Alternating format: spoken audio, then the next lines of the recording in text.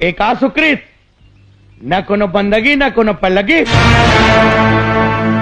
पहलगी करत करत हमर उमर पहागे बड़े दाऊ। जिंदगी भर तुम्हार गोड़े लाद देखे हन, अब एक गांव अपन चेहरा लाद देखन दो। बोलो काबर बुला रहे हो? तोला चेताए बार समझा दे अपनो सरकारी साहेब ला। काय समझा दे हो बड़े दाऊ? यही समझाए बर की तस्में की कले चुप देख।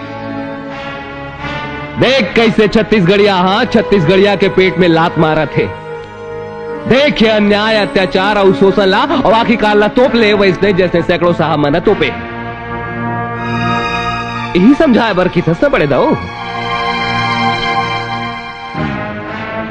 ठीक है समझा दू, फिर एक बात लाता हूं समझ ले बड़े दाऊ।